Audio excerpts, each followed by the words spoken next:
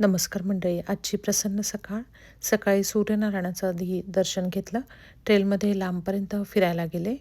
नंतर घरी येऊन सगळं छानपैकी आवरून आधी देवाची मनोभावे पूजा केली. त्यानंतर पूजेसाठी म्हणून पंचामृत तयार केलं आणि आई आणि मी आम्ही दोघीजणी बसून महादेवाला अभिषेक केला. आईंनी आधी रुद्राभिषेक स्तोत्र सगळं म्हटलं. महादेवाला पंचामृताने आणि पाण्याने अभिषेक केला. त्यानंतर शिवस्तोत्र म्हटलं. महादेवाची मनोभावे पूजा केली आणि मागच्या अंगणात झाडाला मोठं असं पांढरं फूल आलेलं होतं. ते मी तोडून घेऊन आले. महादेवाला ते फूल वाहिलं. त्यानंतर नैवेद्य दाखवला. शिवमानस पूजा, नंतर शिवस्तुती, शिवरक्षा स्तोत्र हे सगळं म्हटलं.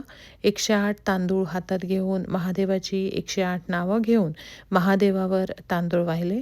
भाऊंनी नंतर आरती केली, प्रार्थना म्हटली.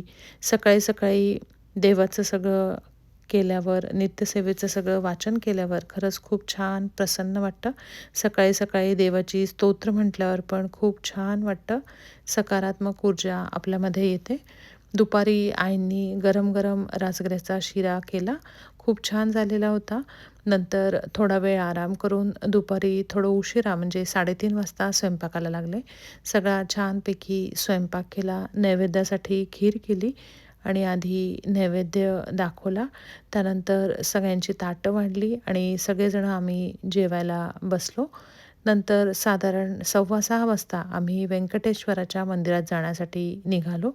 आज श्रावणी सोमवार असल्यामुळे मंदिरामध्ये बरीच गर्दी होती. मंदिरात महादेवाची अभिषेक पूजा सुरू होती. देवाचं दर्शन घेतलं. नंतर थोडा वेळ तिथेच आम्ही बसलो. त्यानंतर व्यंकटेशाचं दर्शन घेतलं. हे खरंच खूप छान असं मंदिर आहे. सगळ्यात शेवटी प्रसाद घेऊन आम्ही आमच्या घरी परतलो. धन्यवाद.